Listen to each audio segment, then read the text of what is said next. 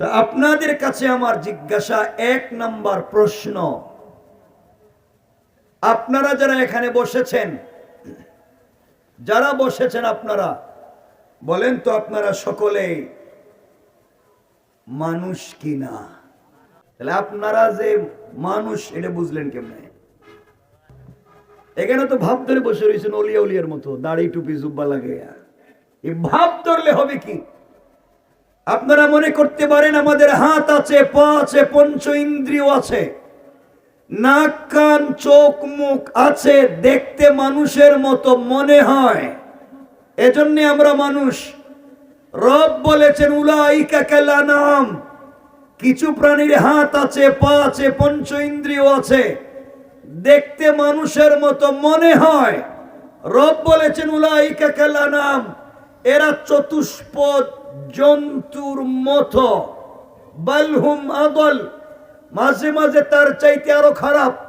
শুধু হাত পা নাক কান চোখ মুখ থাকলেই মানুষ হয় না, যদি তার ভিতরে আদর্শ আর চরিত্র ঠিক না থাকে। সুতরাং একজন মানুষকে মানুষ হিসাবে সমাজে স্বীকৃতি দিতে গেলে শুধুমাত্র সুন্দর লেবাস, হাত পা চোখ মুখ কান থাকলেই হবে না, যদি তার চরিত্র কুকুরের চাইতে খারাপ হয়। এই সমাজে অনেক মানুষ আছে, আপনাদের কুটচাঁদপুরে অনেক মানুষ আছে, যাকে দেখতে মানুষের মতো মনে হয়, কিন্তু তার চরিত্র, তার আদর্শ, তার ব্যবহার এই সমাজের কুকুরের চাইতেও খারাপ। তাহলে দেখতে মানুষ, আল্লাহর কাছে কোনো দাম নাই। দেখতে মানুষের কোনো দাম নাই। আবু জাহালও দেখতে মানুষ ছিল, হাত ছিল, পাও ছিল। নমরুদও দেখতে মানুষ ছিল, নাক কান চোখ মুখ ছিল। আবু বকরও মানুষ, আবু লাহাবও মানুষ। এক মানুষের দাম আছে, আরেক মানুষের দাম নাই। এই যে দাম নাই আর দাম আছে, এই ব্যবধান করেছে একমাত্র আদর্শ আর চরিত্রে। সুতরাং আমার আপনারও যদি দাম আর মান থাকতে হয়, আপনাকে আমাকেও আদর্শ আর চরিত্র ঠিক করা লাগবে। আমার কথা কি বুঝছেন? আপনারা বলতে পারেন এই সমাজের ভিতরে আল্লাহ তাআলা আমাদেরকে বানিয়েছেন, এই যে ভাব ধরছেন আপনারা, দাড়ি টুপি জুব্বা পাঞ্জাবি, এই ভাব ধরে কই যাইতে চান? পুরো এলাকায় পাবলিক রে ঠকাইয়া, মানুষের জায়গা জমি দখল কইরা, মার্কেটে চান্দাবাজি কইরা, আগে 100 এখন 300, চান্দাবাজি করে, সন্ত্রাসী করে, চুরি ডাকাতি করে, পাবলিকের জায়গা জমি নিজের নামে বুয়া জাল দলিল করে, এই ভাব ভঙ্গি ধরে কই যাইতে চান?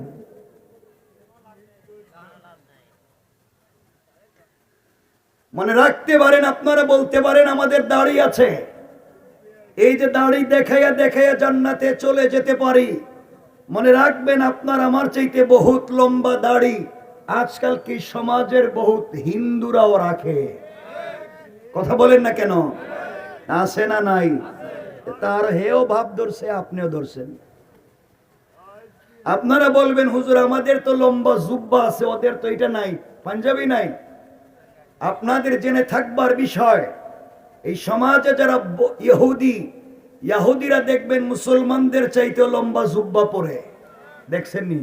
দেখবেন একবারে মাথা থেকে পা পর্যন্ত পুরা জুব্বা। তাহলে ভাব তো হ্যাঁ বেশি ধরছে।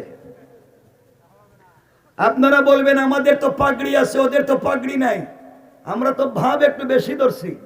এই সমাজে যারা শিখদেরকে চিনেন, শিখ দেখছেননি? তাদের পাগড়ি আমাদের চাইতে সুন্দর, দেখতেও ডিজাইন করা, দেখতেও মোটা, ঠিক কিনা? ভাব আমি ধরছি বেশি না হ্যাঁ ধরছে? কথা বলেন না কেন? আপনারা বলবেন হুজুর আমাদের তো তসবি আছে, ওদের তো তসবি নাই।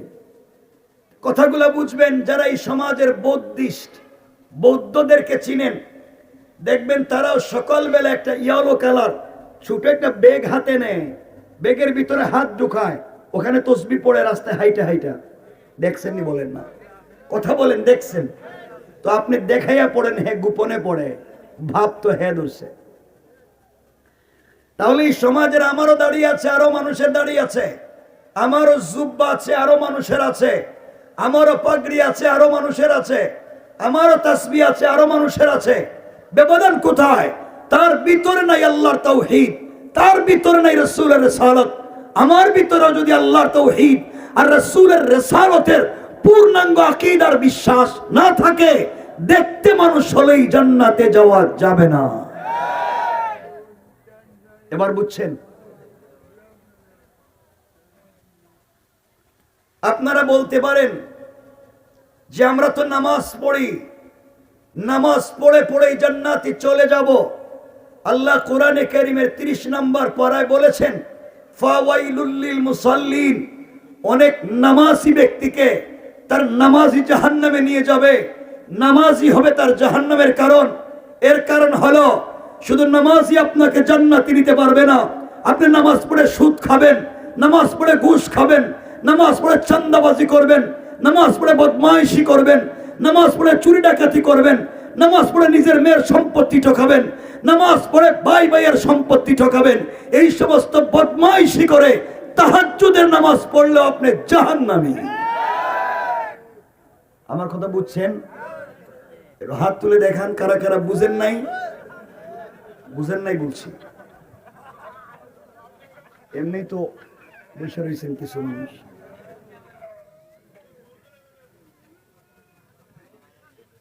আমার এই সহজ সরল কথা কি বোঝা যায়? অসুবিধা হচ্ছে? মনে রাখবেন, কথাগুলা বুঝেন। সমাজ আমি আর আপনি নষ্ট করেছি, সমাজ আপনি আর আমি নষ্ট করেছি। শুধু বাপ বঙ্গি ধরলেই জান্নাতে যাওয়া যাবে না।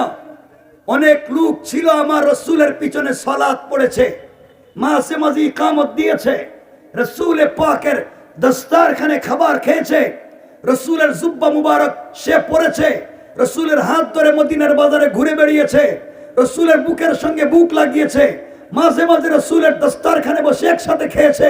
তার ইন্তেকালের পরে রাসূল নিজের জুব্বা মুবারক করে তার কাফন দিয়েছেন। তার ইন্তেকালের পরে রাসূল নিজে তার জানাজায় শরীক হয়ে ইমামতি করতে চেয়েছেন। আল্লাহ বলেছেন, পয়গম্বরে আরবি আপনার মুসল্লি, আপনার দস্তারখানের সাথী একটা নয় 100 জুব্বা দিয়ে কাফন দিতে পারেন। একবার নয় 1,00,000 বার আপনি তার জানাজার ইমামতি করতে পারেন, কিন্তু আমি রব তাকে জান্নাত দিব না। কি বুঝলেন? রাসূলের মুসল্লি,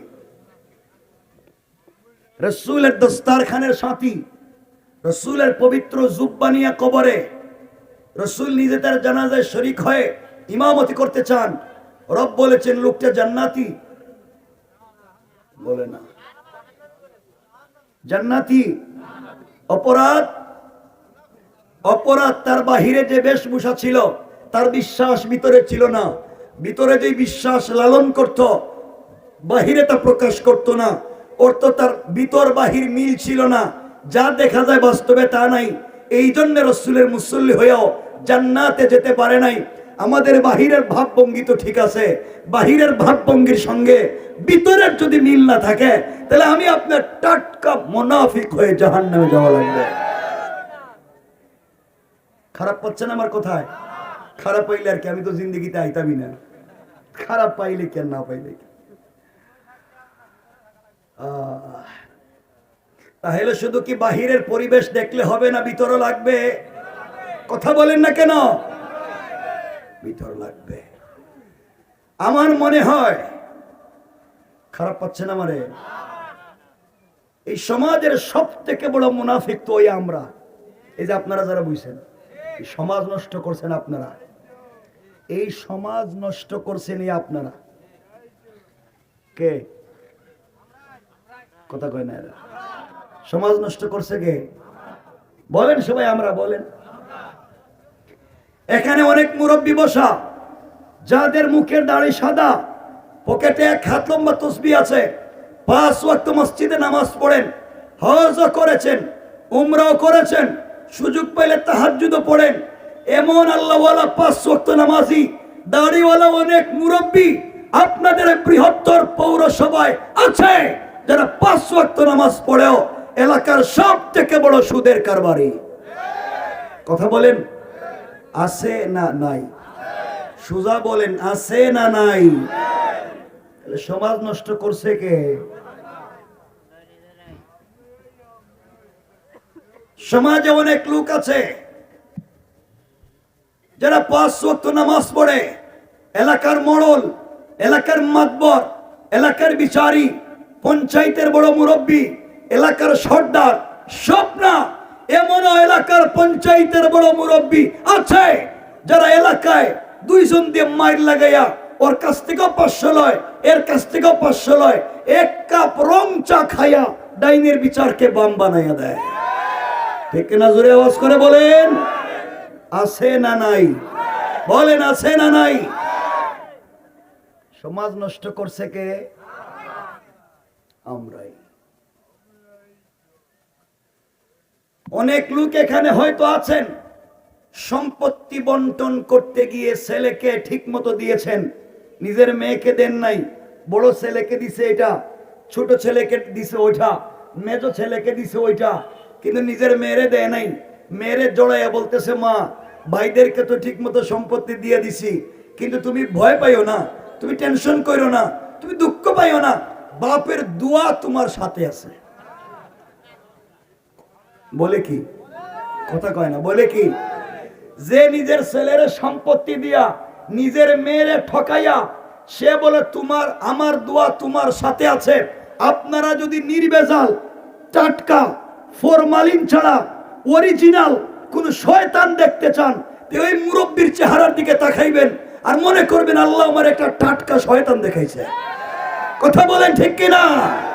নিজের মেয়েরে ঠকাইয়া তুমি দোয়া আল্লাহকে বাটপারি করো, তুমি নিজের মেয়েরে ঠকাইছো আর তোমার দোয়া আমি কবুল করতাম। বলেন, এগুলো এই সমাজে আছে না নাই? ভাব ধরছেন কেরে?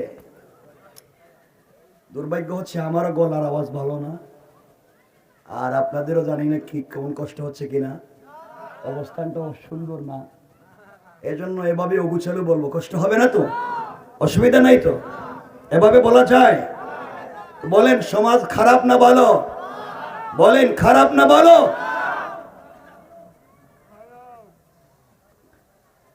সমাজ এত নিচে চলে গেছে, কেউ রাগ করবে না, সমাজ আপনারা নষ্ট করেছেন। সব না, আপনাদের বৃহত্তর এই কোটচাঁদপুর পৌরসভা সহ বৃহত্তর বিভাগে খবর নেন, আপনারা খবর নেন, ম্যাক্সিমাম মসজিদের সভাপতি সুদখোর, ক্যাশিয়ার ঘুষখোর, আর সেক্রেটারি দুর্নীতিবাজ, চাঁদাবাজ, বদমাইশ, ফেন্সিডিল ব্যবসায়ী, আবা ব্যবসায়ী, এতিমের জায়গা দখল করে, বিধবার বাড়ি দখল করে, পাবলিকের সম্পত্তি দখল করে, সব মাইরা খাইয়া শেষ বয়সে মসজিদ মাদ্রাসার দায়িত্বশীল হয়ে যায়।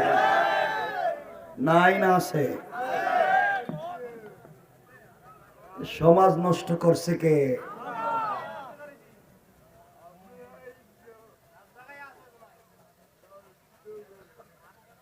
কথাগুলো শোনেন। এই জন্য আল্লাহর ওয়াস্তে সমাজ নোংরা, এই সমাজকে যদি পরিবর্তন করতে হয়, কোরআনে কারীমের 13 নম্বর পারা 14 নম্বর সূরা ইব্রাহিমের প্রথম আয়াতে আল্লাহ বলছেন, আলিফ লাম রা কিতাবুন, কোরআন এমন একটা কিতাবের নাম, আনজালনাহু ইলাইকা, হে রাসূল যা আপনার প্রতি অবতীর্ণ করেছেন আপনার রব। এই কোরআন দিয়ে আপনি কি করবেন? তাবিজ দিবেন, কবজ দিবেন, পাবলিকের কাছে বিক্রি করবেন। রব বলেছেন, লিতুখরিজান নাসা মিনাজ যুলুমাতি ইলান নূর। কোরআন একটা ম্যাগনেটিক লাইট যা অন্ধকারাচ্ছন্ন সমাজকে আলোকিত করে। যেখানে দুর্নীতি হয়, যেখানে চাঁদাবাজি হয়, যেখানে সুদ আর ঘুষের কারবার হয়, যেখানে জিনা বদমাইশি হয়, ওই জায়গায় কোরআন নামক লাইটকে যদি লাগিয়ে দেওয়া যায়, অন্ধকার থাকবে না, আলোকিত করে দিবেন কে?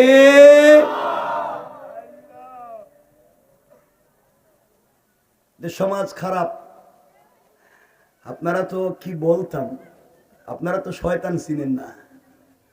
আপনারা শয়তান মারার জন্য মক্কায় যান, 8 লাখ 10 লাখ 15 লাখ খরচ করে হজে যায় না অনেকে, গিয়া মক্কায় জামারাতে শয়তান রে কঙ্কর মারে, পাথর মারে, না মারে না? মারা লাগে কি লাগে না? না মারলে তো হজ হবে না। কঙ্কর মারে। গত হজের আগের হজে দেখলাম এক হাজি সাহেব হজে গিয়া জামারাতে পাথর মারতেছে, কঙ্কর মারতে মারতে বুধের রাগ উঠে গেছে গা, জুতা খুললে মারতেছে। শয়তান পুরো এলাকায় মাইল লাগাইয়া তুই এখানে বসে রইছিস, 15 লাখ খরচ করাইছে, জুতা দিয়ে মারি। আপনাদের কাছে আমার সরল জিজ্ঞাসা, 10 লাখ খরচ করে মক্কায় যেই শয়তান রে জুতা দিয়ে মারতে গেছেন, এই শয়তান কোনদিন আপনাদের কুটচাঁদপুর এলাকায় সুদের কারবারে আইছিল? আইছে? কথা বলতেই, কথা যদি বলেন না তাহলে বেজাল আছে। আর যদি একজন উঠেন তাহলে মনে করবো আপনি হে কারবারি। উঠে যান তো দেখি, এতক্ষণ যা বলছি কোন না কোনটা আপনি জড়িত জন্য যাইতেছেন গা, জান দেখি কেমন লাগে। তাহলে বলেন, যে শয়তানরে 10 লাখ খরচ করে মক্কায় মারতে গেছেন, এই শয়তান এই এলাকার বাজারে চাঁদাবাজি করছে? করছে, চুরি করছে, একটা নাম কো আরেকটার। যেই শয়তানরে জুতা দিয়ে মারতে গেছিলেন, এই শয়তান এই এলাকার কারো জায়গা জমি নিজের নামে বুয়া জাল দলিল করছে? যেই শয়তানে জায়গা জমি বুয়া দলিল করে, এটা মক্কায় না এলাকায়? সবাই বলেন, যে সুদের কারবার করে এটা মক্কায় না এলাকায়? যে ফেন্সিডিলি আবার ব্যবসা করে মক্কায় না এলাকায়? যে বাজারে চাঁদাবাজি করে মক্কায় না এলাকায়? 500 টাকা খাইয়া যে বিচারের রায় দেয়, এটা মক্কায় না এলাকায়? তাহলে শয়তান মক্কায় না এলাকায়? জুতা মারবেন মক্কায় না এলাকায়? ওখানে গেছেন কেরে?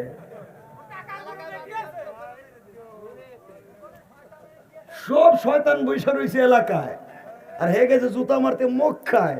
শয়তান খায় আমার দুষ কি? আমি তো এখানে নাই, আমি তো ওখানে ওর বাড়িতে, ওর গ্রামে আছি। এই জন্য মনে রাখবেন মুসলমানেরা, পরিষ্কার আওয়াজ যতদূর পর্যন্ত যায়, যদি জুতা মারতেই হয়, যদি পাথর নিক্ষেপ করতেই হয়, সর্বপ্রথম এলাকার চান্দাবাজ, সুদখোর, ঘুষখোর, বদমাইশদেরকে আগে জুতা মারা দরকার। সমাজ যদি ভালো হয়ে যায়, রাষ্ট্র এমনিই ভালো হয়ে যাবে। আমি যদি ভালো হয়ে যাই, পরিবার ভালো হয়ে যাবে। গ্রামের পরিবার যদি ভালো হয়, গ্রাম ভালো হয়ে যাবে, শহর ভালো হয়ে যাবে। কথা কি বুঝলেন? এই জন্য আজকের ওয়াজের মৌলিক শব্দ একটা, পুরা ওয়াজে মৌলিক শব্দ হলো একটা, সেটা হলো ভালো হয়ে যাও। কি হয়ে যাও? সবাই বলেন, এলাকায় যারা সুদের কারবার করো, ভালো হয়ে যাও। এলাকায় যারা চাঁদাবাজি করো, ভালো হয়ে যাও। এলাকায় যারা সুদ ঘুষের কারবার করো, ভালো হয়ে যাও। এলাকায় যারা জায়গা জমি পাবলিকের দখল করো, ভালো হয়ে যাও। যারা টাকা খাইয়া বিচার করো, ভালো হয়ে যাও। এই কথা শোনার পরে সকালে রাস্তা দিয়ে হাঁটতেছেন, হঠাৎ দেখলেন এক মুরব্বী দিকে যাইতেছে, চিনেন? মোটামুটি এই কাজ কারবারে উনি আছে, টাকা টুকা খাইয়া বিচারের রায় দেয়। পিছনে গিয়া সালাম দিয়া বলবেন, আসসালামু আলাইকুম আঙ্কেল, ভালো হয়ে যাও। বলতে পারবেন? হ্যাঁ, ঘটনা কি? ভালো হয়ে যাও কয় কেন? ওই যে কালকে রাত্রে ওয়াজ শুনছি আর আজকে থেকে আমল শুরু করে দিছি। এবার আপনি যদি বলেন কিছুক্ষণ পর আরেকজন কয়, কিছুক্ষণ পর আরেকজন কয় ভালো হয়ে যাও, কোনো ঝামেলা লাগছে কি? তাহলে এগুলো বাদ দিতে হবে, ঠিক কিনা বলেন? আল্লাহ কবুল করুক, বলেন আমিন। আমরা ফিতনা মুক্ত সমাজ চাই, চাই কি চাই না? আমরা সকলে ভালো থাকতে চাই কি চাই না?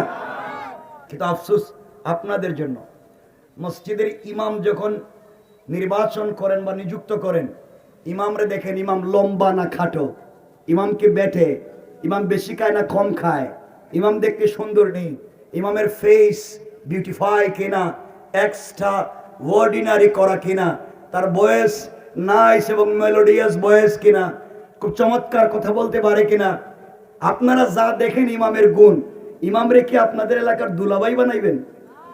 কথা কয় না কেন? এতগুলা দেখার দরকার কি? এরপরে দেখতে দেখতে দেখে ইমামের বউ কেমন, ইমাম আমানতদার কিনা। আরে ইমামের কাছে তো মসজিদের পয়সা থাকে না, মসজিদের পয়সা থাকে ক্যাশিয়ারের কাছে।